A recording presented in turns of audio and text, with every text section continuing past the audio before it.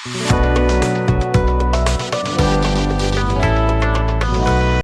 વિદ્યાર્થી મિત્રો, તો આજે આપણે ધોરણ 10 ગણિતની અંદર ચેપ્ટર નંબર 4 દ્વિઘાત સમીકરણ એનામાં એક ટોપિક છે અવયવીકરણ વડે દ્વિઘાત સમીકરણનો ઉકેલ. એટલે કે આપણું જે દ્વિઘાત સમીકરણ છે એનો આપણે ઉકેલ કરવાનો છે અને ઉકેલ કરવાની જે રીત છે, જવાબ લાવવાની જે રીત છે એનું નામ છે અવયવીકરણ. અને આ જે રીત છે આપણા માટે નવી નથી, ધોરણ 9 ની અંદર આપણે ઓલરેડી આનો અભ્યાસ કરેલો છે. તેમજ જે બહુપદી નામનું આપણું જે ચેપ્ટર નંબર 2 હતું એના અંદર પણ આપણે આ જે અવયવીકરણની રીત છે એનો આપણે ઓલરેડી અભ્યાસ કરેલો છે, એટલે આપણા માટે નવી રીત નથી. જુઓ, આજનો આ જે વિડીયો છે થોડો લાંબો થવાનો છે, થોડો સમય લાગશે, તો અંત સુધી વિડીયો જરૂર જોજો. કેમ તમારે અંત સુધી વિડીયો જોવાનો છે? કેમ કે આ જે અવયવીકરણની રીત છે એ હું તમને એકદમ સરળ, સિમ્પલ, સાદી ભાષામાં સમજાડીશ. એકદમ એનું પોસ્ટમોર્ટમ આપણે કરી નાખવાનું છે, એક એક પોઈન્ટ ધ્યાનથી આપણે સમજવાનું છે, બરાબર? એટલે આ જે વિડીયો પતશે એટલે આ જે અવયવીકરણની રીત છે તમને આવડી જશે, કોઈ પણ તમને પ્રશ્ન બાકી રહે નહીં. અને તોય પણ જો કોઈ પ્રશ્ન હોય તો તમે કોમેન્ટ બોક્સની અંદર જણાવજો, હું તમને અવશ્ય જવાબ આપીશ. જુઓ, જે દ્વિઘાત બહુપદી હતી એનો આપણે જો ઉકેલ કરતા હતા, બરાબર, તો એને આપણે શું કહેતા હતા? શૂન્ય કહેતા હતા. જે બહુપદીનો ઉકેલ કરીએ તો એના માટે શબ્દ વાપરવામાં આવે છે શૂન્ય. જ્યારે દ્વિઘાત સમીકરણ છે એના માટે શબ્દ આપણે વાપરીએ છીએ બીજ.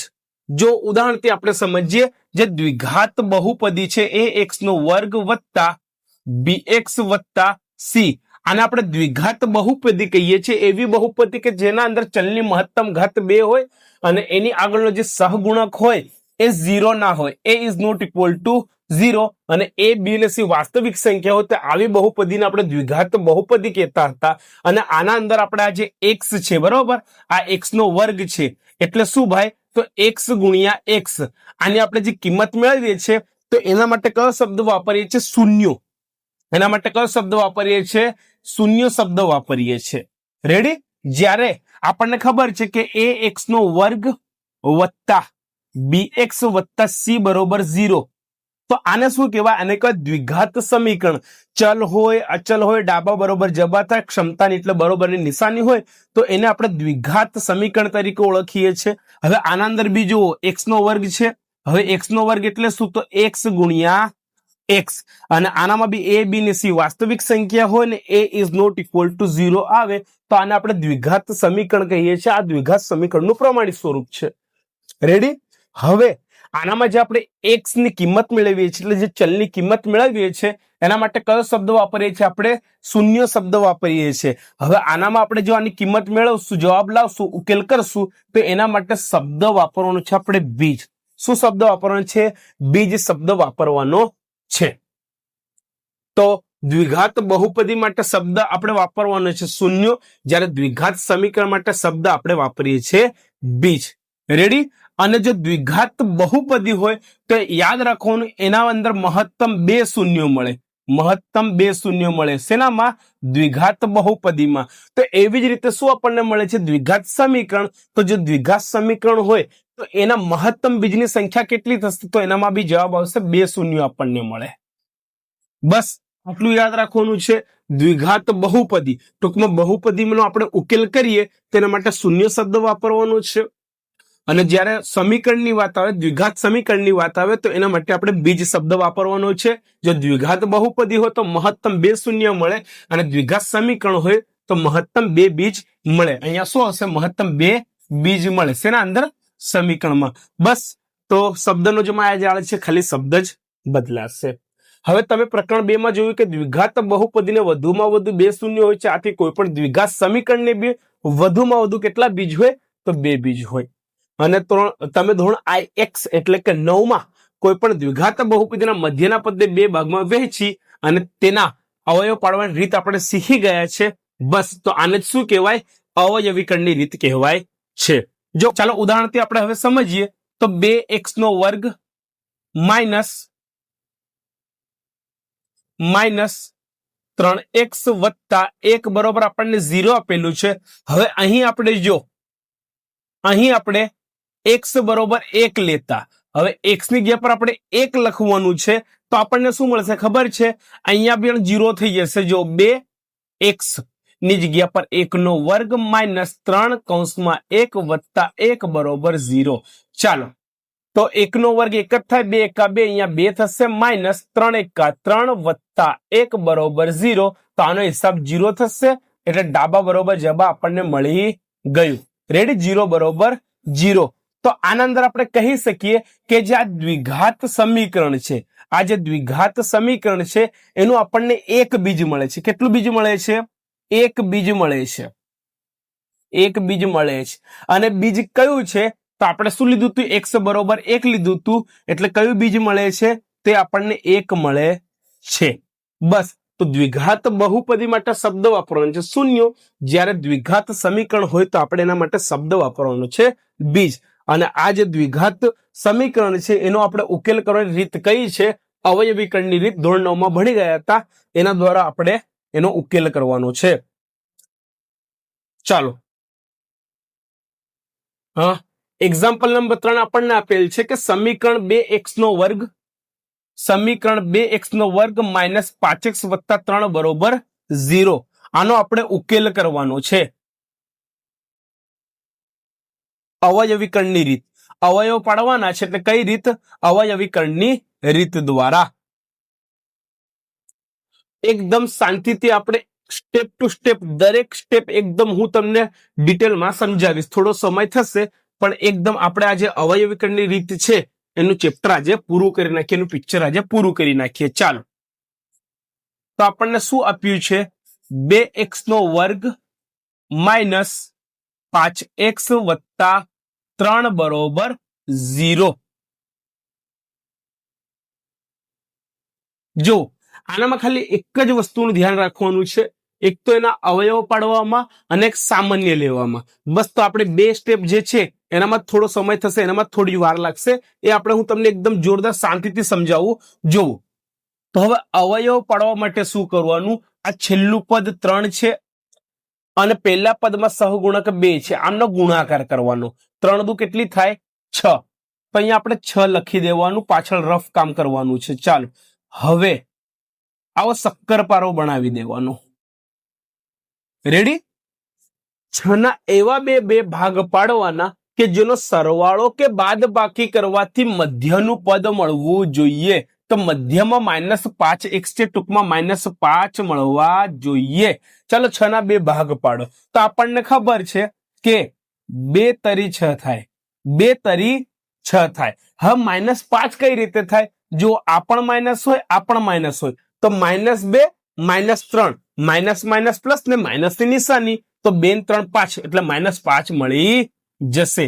બસ આટલું ધ્યાન રાખવાનું. છેલ્લું પદ પેલું પદનો ગુણાકાર, એના 2 ભાગ પાડો કે જેનો સરવાળો કે બાદબાકી કરવાથી મધ્યનું પદ મળે. અને આ રીતને શું કહેવાય? તો અવયવીકરણની રીત. ટૂંકમાં અવયવ પાડીને આપણે ઉકેલ કરવાનો છે. ચાલો, હવે શું કરવાનું આપણે? તો 2x નો વર્ગ એમના એમ લખી નાખો. હવે -5x ની જગ્યા પર આપણે શું લખશું? -2, પછી x લગાડો, પછી પાછું શું છે? -3, પછી x લગાડો. બાકીનું બધું એમનું એમ લખવાનું છે આપણે. બસ. હવે આનામાંથી આપણે કંઈક સામાન્ય કાઢવાનું છે. જો આનામાંથી કંઈક સામાન્ય નીકળશે, આનામાંથી કંઈક સામાન્ય નીકળશે. અહીંયા શું છે? 2x નો વર્ગ છે અને પછી -2x છે. તો આ બંનેમાં 2x આપણને કોમન જોવા મળે છે. ચાલો, હવે કૌંસમાં અહીંથી 2x ગયા તો ખાલી x બચશે, પછી માઇનસ ની નિશાની. અહીંથી 2x ગયા, કશું જ ના બચે એટલે 1 મૂકી દેવાનો. રેડી? પછી આ જો આ કઈ નિશાની છે? માઇનસની, તો અહીંયા પણ માઇનસ પાડો. હવે અહીંયા 3x છે ને અહીંયા 3 છે, તો બંનેમાંથી 3 કોમન નીકળશે. હવે કૌંસમાં અહીંથી 3 જતા રહ્યા તો ફક્ત x બચશે. હવે અહીંયા કઈ નિશાની આવશે? તો જો આના માટે કોઈ પણ ટ્રીકનો ઉપયોગ નથી કરવાનો, ખાલી આટલું યાદ રાખો.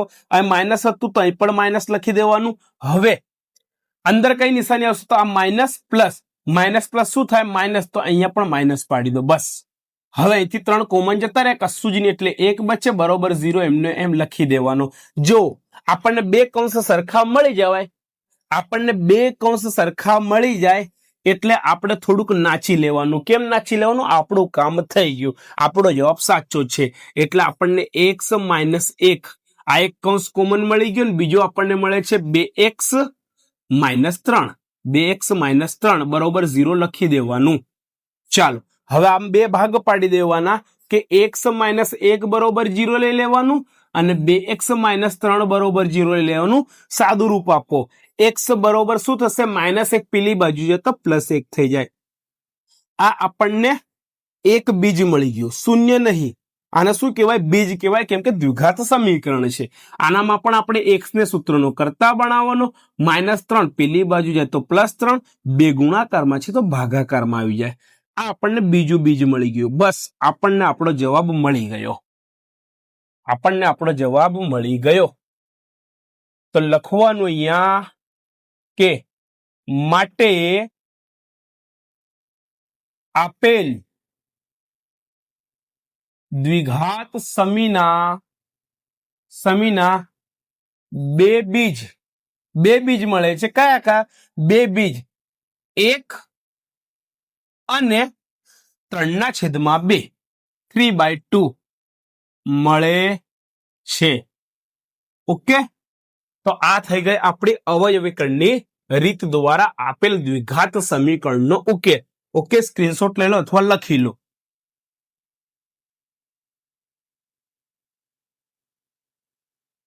ત્યારબાદ એક્ઝામ્પલ નંબર 4 આપણને આપેલ છે 6x², 6x², પછી છે -x - 2 બરોબર 0.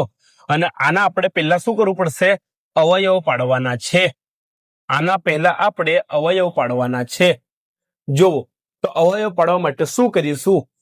આ 2 અને અહીંયા 6 દુ કેટલી થાય? 12. તો અહીંયા 12 લખી નાખો ને શક્કર પારો દોરી દો. ચાલો, 12ના બે ભાગ પાડવાના કે જેનો સરવાળો કે બાદબાકી કરવાથી મધ્યનું પદ -1x મળવું જોઈએ. ટૂંકમાં -1 મળવા જોઈએ.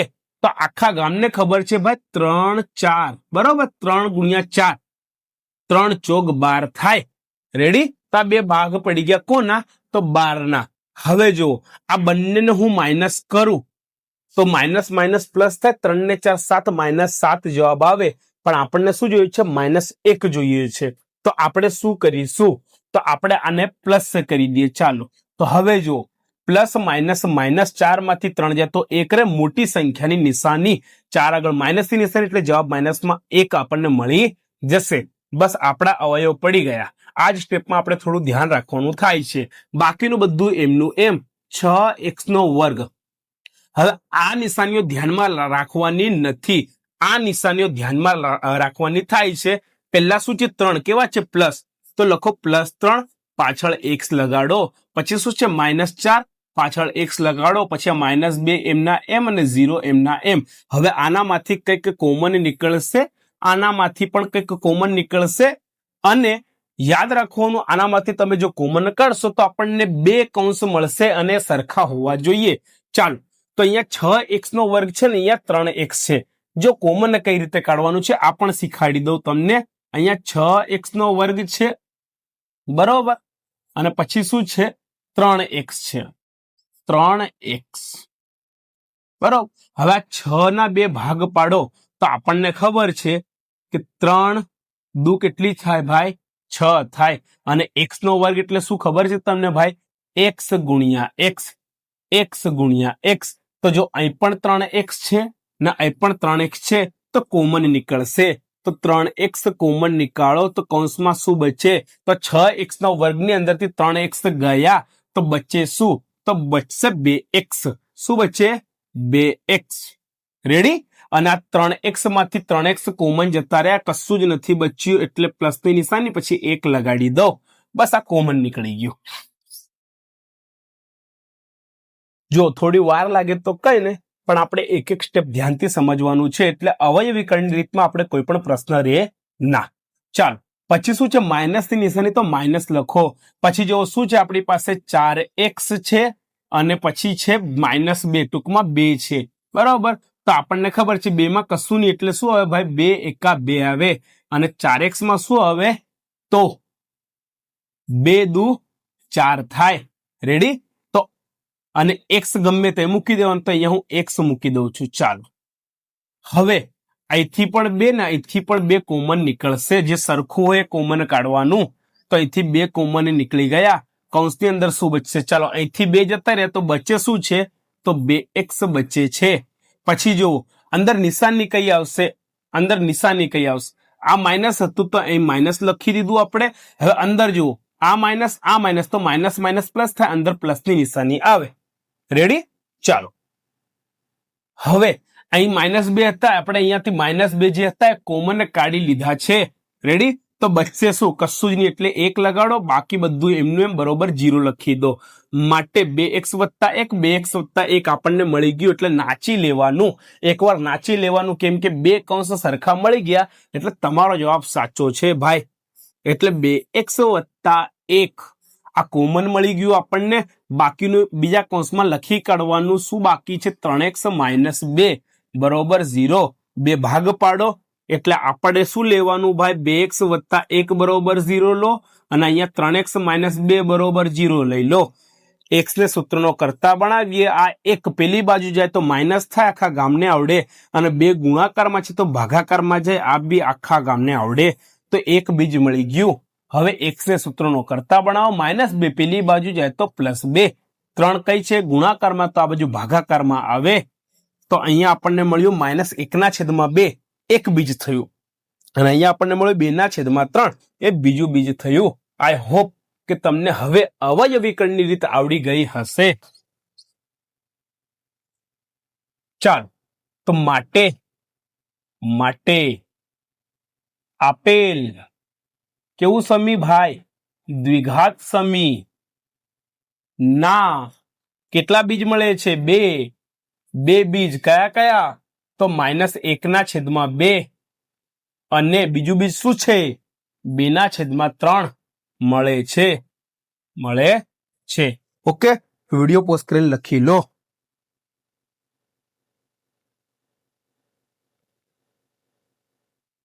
ત્યારબાદ એક્ઝામ્પલ નંબર 5 આપણને આપેલ છે કે 3x² - 2 વર્ગમૂળમાં 6x + 2 બરોબર 0. જો આ જે ટોપી વાળી સંખ્યા છે, જે વર્ગમૂળ વાળી સંખ્યા છે, રૂટ વાળી જે સંખ્યા છે, એનાથી ઘણા બધા વિદ્યાર્થીઓને ડર લાગે છે, અને આજે આપણે તેમનો ડર નીકાળવાનો છે.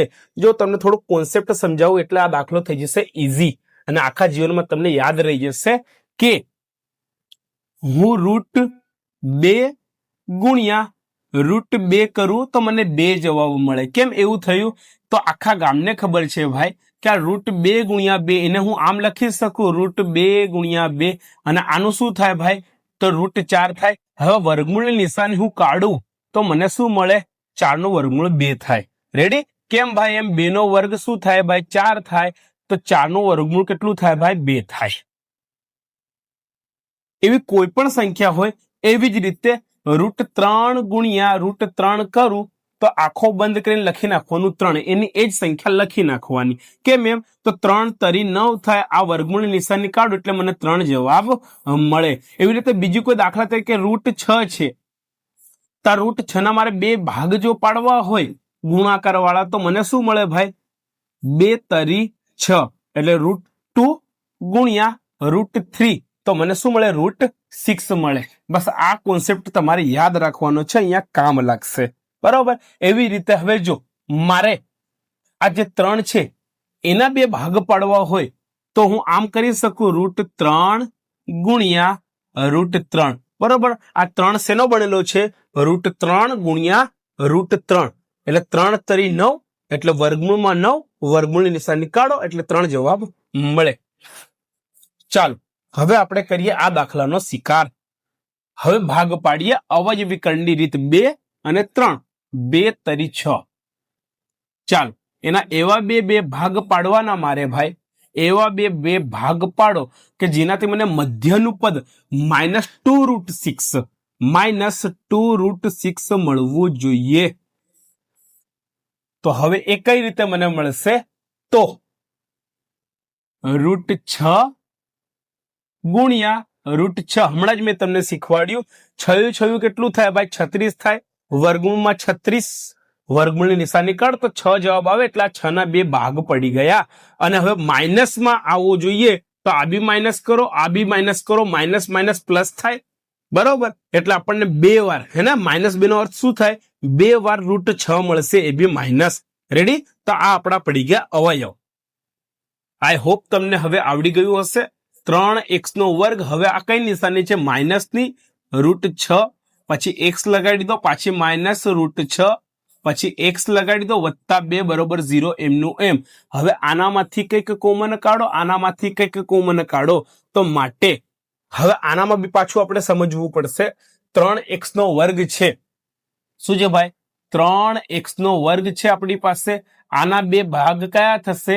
તો √3x ગુણ્યા √3x. અને આ બાજુ શું છે? √6x છે. √6x છે. હવે √6x ના 2 ભાગ જો આપણે પાડીએ તો આપણને કયા કયા? 2 તરી 6 થાય, 2 તરી 6. અહીંયા x લગાડી દો, અહીંયા રૂટ લગાડી દો, ને અહીંયા બી રૂટ લગાડી દો. હવે મળી ગયો આપણને કોમન. હા, અહીંથી પણ 3x કોમન નીકળશે ને અહીંથી પણ 3x કોમન નીકળશે. એટલે કે √3x કોમન નીકળશે. બાકી અહીંયા હવે શું બચશે? જુઓ, √3x એક વાર કોમન, બાકી શું બચ્યું? √3x. તો લખો √3x. માઇનસની નિશાની. અને આનામાં શું બચ્યું? તો ફક્ત √2. તો અહીંયા લખવાનું ફક્ત √2. આઈ હોપ તમને આવડી ગયું હશે. ચાલો, આ કૌંસ પૂરો. હવે મારી પાસે અહીં જગ્યા નથી એટલે અહીંયા માઇનસની નિશાની પાડી નીચે લખું છું. અહીંયા શું છે? માઇનસની નિશાની, તો પાછી માઇનસની નિશાની. હવે √6x છે ને +2 છે. શું છે? √6x.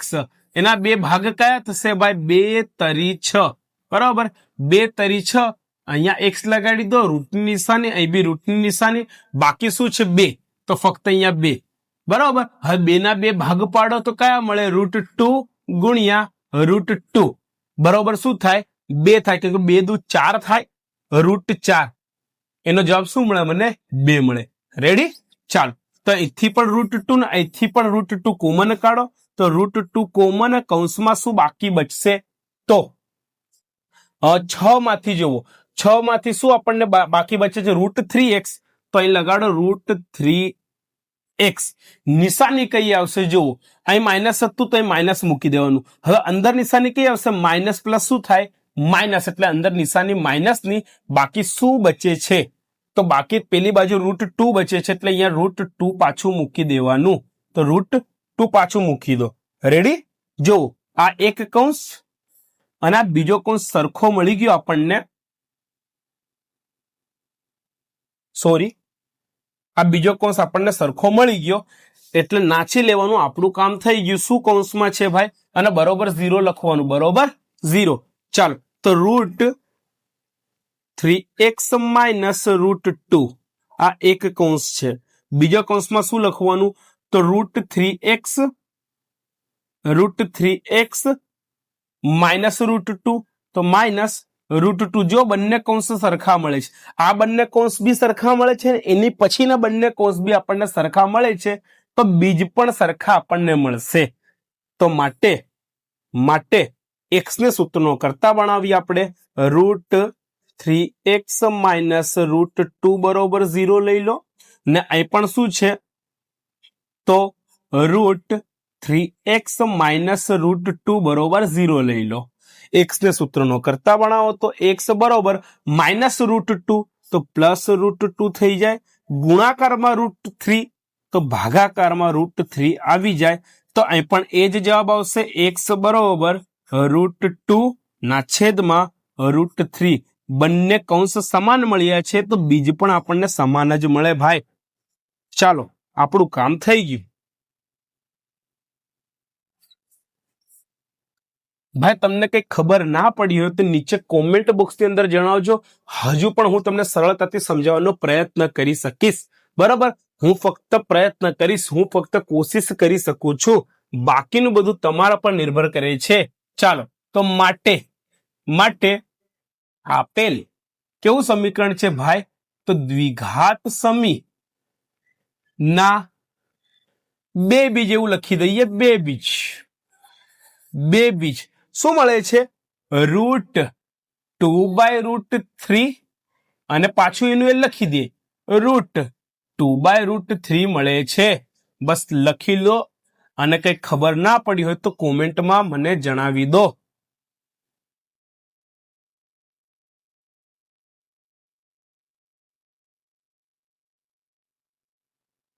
ત્યારબાદ આજનું છેલ્લું એક્ઝામ્પલ છે કે વિભાગ 4.1 માં ચર્ચા કરેલ પ્રાર્થના ખંડની બાજુઓનું માપ શોધો. જો વિભાગ 4.1 માં આપણને શું કીધું હતું? સમીકરણ બનાવવા કીધું હતું કે એવો પ્રાર્થના ખંડ માટેનું સમીકરણ દ્વિઘાત સમીકરણ બનાવો કે જેની પહોળાઈ જો x મીટર હોય તો તેની લંબાઈ કેટલી હોય? પહોળાઈના 2 ગણા કરતા 1 વધારે હોય એવું આપણને કીધું હતું. એના પરથી આપણને આ સમીકરણ મળે છે. કયું સમીકરણ છે? તો 2x² વત્તા x 2x² વત્તા x -300 બરોબર 0. આપણને ક્ષેત્રફળ પણ આપી દીધું હતું. હવે આપણે લંબાઈ ને પહોળાઈ શોધવાની છે અવયવીકરણની રીત દ્વારા. અવયવીકરણની રીત દ્વારા. હવે અવયવીકરણની રીત આપણને ઓલરેડી આવડે છે. આ કેટલા છે? 300 છે ને આ 2 છે. 3 દુ 6 એટલે આપણને કેટલા મળશે ભાઈ? 600 મળશે. આપણને મળશે 600. શક્કરપારો બનાવી દઈએ આપણે. 600 ને એવા બે ભાગ પાડો કે મધ્યનું પદ વત્તા 1x એટલે વત્તા +1 મળવું આપણને જોઈએ. હવે તમે જો 24 × 25 કરશો એટલે આપણને મળી જશે 600 બરોબર. હવે પ્લસ માઇનસ થાય, મોટી સંખ્યાની નિશાની એટલે આ માઇનસ કરી દો, આ પ્લસ કરી દો. બસ 24 × 25 600 થાય. 25 માંથી 24 જાય તો 1 રે. મોટી સંખ્યા 25 આગળ પ્લસ ની નિશાની એટલે +1 જવાબ મળી ગયું. તો આ પડી ગયા આપણા અવયવ. તો માટે 2x². હવે આ કયું છે? -24 પાછળ x લગાડો +25 પાછળ x લગાડી દો -300 બરોબર 0. ચાલો તો માટે આનામાંથી કંઈક કોમન કાઢો ને આનામાંથી કંઈક કોમન કાઢો. તો અહીંયા 24x છે. જોવો 24x અને 2x² 2x² બરાબર. એના 2 ભાગ પાડીએ આપણે તો આપણને શું મળે ભાઈ? 2 એકા 2. અહીં બી x લગાડો, અહીં બી x લગાડો, કામ થઈ ગયું. અને પછી શું છે? -24x એટલે ટૂંકમાં લખીએ આપણે 24x. એના 2 ભાગ તો આપણને શું મળશે? 2x અને અહીંયા મળશે 12. કેમ કે 12 દુ કેટલી થાય ભાઈ? 24 થાય. તો અહીંથી 2x ગયા, અહીંથી 2x ગયા, કોમન કાઢી લો તો 2x કોમન. હવે આ 2x ના વર્ગમાંથી 2x જતા રહ્યા તો 1x એટલે x રે, માઇનસ ની નિશાની અને આનામાંથી 2x ગયા તો શું બચે છે? 12 એટલે અહીંયા લખી દેવાના 12. પછી આ પ્લસ ની નિશાની એમની એમ. હવે 25x છે અને 300 છે બરાબર. કેટલા છે? તો 25x છે. આખા ગામને આવડે ભાઈ. 25 એકા 25 થાય. 25 એકા 25 થશે બરોબર. અહીંયા x લગાડી દો અને એવી રીતે -300 એટલે 300 છે. એને આપણે જો 25 ગુણ્યા આપણે 12 કરીએ તો આપણને શું મળશે? 300 મળશે. 25 × 12 આપણે કરીશું તો આપણને 300 મળી જશે. તો અહીંથી પણ 25 છે ને અહીંથી પણ 25 જાય. 25 કોમન કાઢી લો. ચાલો અહીંથી 25 જતા રહે એટલે ફક્ત શું બચે? x બચે. હવે અહીં પ્લસ હતા, અહીં પ્લસ મૂકી દીધા. અંદર કઈ નિશાની આવશે? તો પ્લસ માઇનસ થાય એટલે અંદર માઇનસ ની નિશાની આવશે. તો અહીંથી 25 ગયા એટલે કેટલા રહેશે ભાઈ? 12 રહેશે ને બરોબર 0. એમનું એમ લખી દો. જો 2 કૌંસ સરખા મળી ગયા એટલે આપણું કામ થઈ ગયું. તો માટે x - 12 આને કોમન કાઢી લો. એક કૌંસ ને બીજો કૌંસ શું મળશે? 2x અને વત્તા 25 બરોબર 0.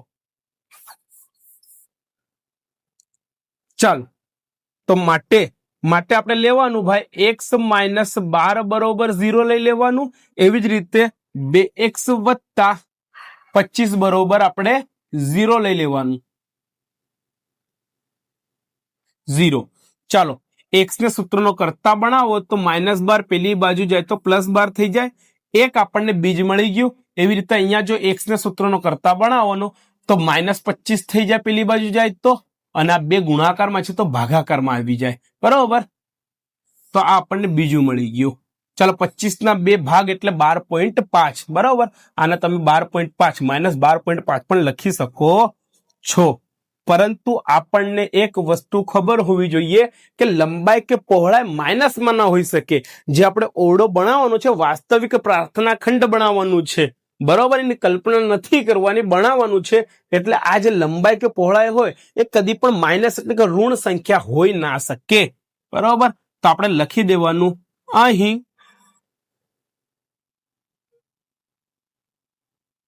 પહોળાઈ કે લંબાઈ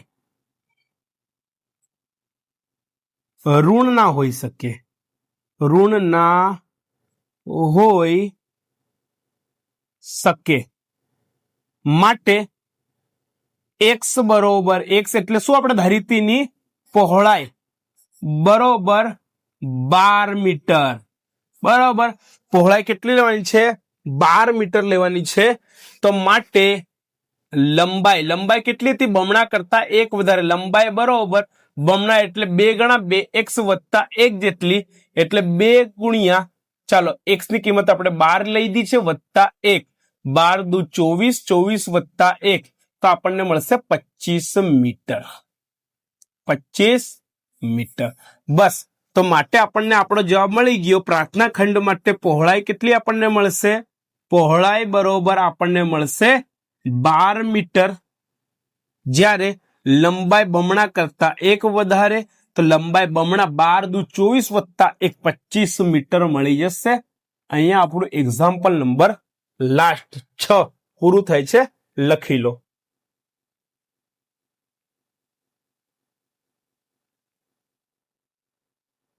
આ બીજું પેજ.